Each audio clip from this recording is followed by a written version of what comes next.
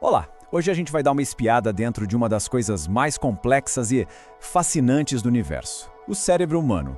Por muito tempo, os segredos dele ficaram trancados a 7 chaves, sabe? Mas agora a gente tem as ferramentas para abrir essa porta. E essa é a pergunta de $1 milhão, né? Como é que se olha para dentro de um cérebro vivo? Um cérebro que está pensando, sentindo, lembrando agora? Por séculos o cérebro era tipo uma caixa preta. A gente só conseguia estudar depois que a pessoa já tinha morrido. Mas e para ver a coisa toda acontecendo em tempo real? Como faz? Pois é. E é aí que a coisa fica interessante. Hoje, a neurociência moderna nos deu uma espécie de kit de detetive. São as chamadas técnicas de neuroimagem. E o mais incrível é que com elas a gente consegue não só ver a estrutura do cérebro, o mapa dele, mas também a atividade, o que ele está fazendo, sem precisar de nenhuma cirurgia. É ver tudo de fora.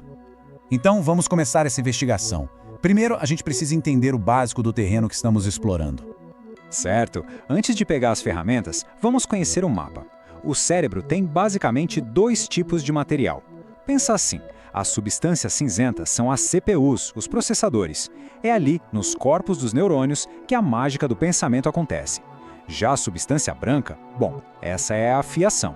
São os cabos de rede, os axônios, que conectam todas essas CPUs, garantindo que a informação flua de um lado para o outro. Ok, terreno conhecido. Agora vamos para as ferramentas que criam o mapa, a planta baixa do cérebro. Elas mostram a estrutura física com uma riqueza de detalhes que é impressionante. E a estrela do show aqui é a ressonância magnética, ou RM. Para simplificar bastante, ela usa um ímã super potente e ondas de rádio para criar um mapa detalhadíssimo da água no nosso corpo. E como cada parte do cérebro, cada tecido, tem uma quantidade diferente de água, a ressonância consegue diferenciar tudo e montar uma imagem com uma resolução incrível. A sacada genial da ressonância é justamente essa: como ela diferencia um tecido do outro. Cada tipo de tecido, sabe? A substância cinzenta, a branca, cada um deles reage de um jeitinho um pouco diferente ao campo magnético. A máquina capta essas diferenças mínimas e transforma em tons de cinza na imagem. É como se ela pintasse o cérebro pra gente, destacando cada parte. E tem também a tomografia computadorizada, a TC. Pensa nela como um raio-x turbinado. Ela tira várias fatias de imagem de vários ângulos e depois o computador junta tudo num modelo tridimensional. Ela não tem o mesmo nível de detalhe da ressonância para tecidos moles como o cérebro, mas a grande vantagem dela é a velocidade. Em uma emergência para achar um tumor ou uma hemorragia, ela é fundamental. Certo. Então já temos o mapa. Mas o mapa parado não conta a história toda, né? A gente quer ver o trânsito, a cidade funcionando, o cérebro em ação. E para isso, a gente precisa de outras técnicas. E é aí que entra a ressonância magnética funcional, a RMF. Olha que interessante, ela não vê os neurônios disparando diretamente, ela é mais esperta, ela segue uma pista.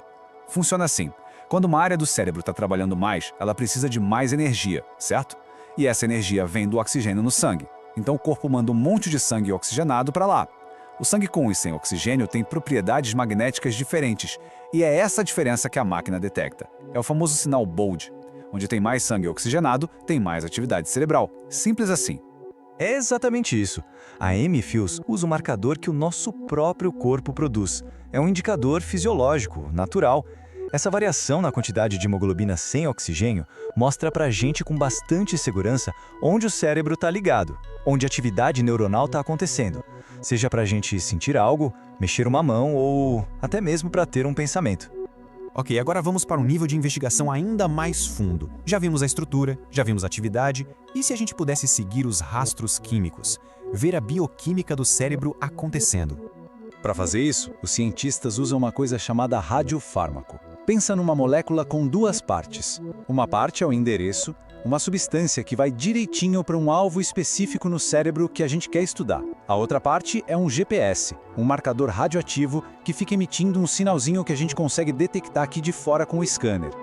Exato! É a analogia perfeita. É como se a gente injetasse um marca-texto biológico. A molécula endereço leva o marca-texto exatamente para o ponto de interesse e o sinal radioativo acende, ilumina aquela área para o scanner poder ver. O que era invisível, de repente, brilha no mapa. E as 2 principais técnicas que usam esses marca-textos são o PET e o SPECT. Basicamente, a diferença entre eles é o tipo de luz que eles enxergam, o tipo de sinal que o marcador emite. O PET detecta umas partículas chamadas pósitrons e o SPECT detecta raios gama, mas o objetivo é o mesmo: abrir uma janela para a gente ver a química do cérebro. E aqui tem uma diferença muito importante de entender. No PET e no SPECT, a fonte do sinal, a luz, está dentro da pessoa. O scanner é só uma câmera super sensível recebendo esse sinal. Já na tomografia, na TC, é o contrário. A fonte do sinal, o raio-x, está fora, na máquina. E ela emite esse sinal que atravessa o corpo. É uma lógica totalmente diferente. Ok, então a gente tem todas essas pistas na mão. Mapas da estrutura, da função, da química. Agora, como os médicos juntam tudo isso para resolver mistérios da vida real, como, por exemplo, o diagnóstico de demência? E a urgência aqui é enorme. A gente está falando de um número gigantesco. Mais de 55 milhões de pessoas no mundo hoje vivem com algum tipo de demência. É uma condição muito difícil, que vai aos poucos, minando a memória, a identidade, a independência das pessoas. E é importante saber que demência não é uma coisa só. É um termo geral. A causa mais comum, de longe, é a doença de Alzheimer, responsável por mais da metade dos casos. Depois vem a demência vascular, com cerca de 1/4 dos diagnósticos, que geralmente está ligada a problemas de circulação no cérebro, como pequenos derrames. E é justamente aqui que aquelas ferramentas de imagem entram como verdadeiros detetives. O PET e o SPECT conseguem mostrar assinaturas no cérebro, padrões de atividade que são únicos para cada tipo de demência. Por exemplo, no Alzheimer, o que se vê é uma queda de metabolismo bem característica em certas áreas, os lobos temporal e parietal. Já na demência frontotemporal, bom, o nome já entrega, né? A atividade cai principalmente nessas regiões. Fazer essa distinção é fundamental para direcionar o tratamento. E o uso dessas tecnologias vai muito, mas muito além da demência. Os pesquisadores usam isso para tudo. Para entender como a obesidade pode, por exemplo, afetar o volume do cérebro, para achar microlesões na substância branca que podem indicar um futuro declínio cognitivo, até para ver se um treinamento de memória está de fato mudando o cérebro fisicamente. E algo super importante, ajudar a diferenciar depressão de demência, porque às vezes os sintomas iniciais são bem parecidos. Então, olha só o caminho que a gente percorreu. De uma caixa preta totalmente fechada, a gente passou a ter mapas detalhados da estrutura, da atividade e até da química do cérebro em pleno funcionamento. E essa janela para o cérebro, ela fica mais nítida a cada ano que passa. A pergunta que fica no ar é: com esse poder todo de observação, qual será o próximo grande mistério da mente que a gente vai desvendar?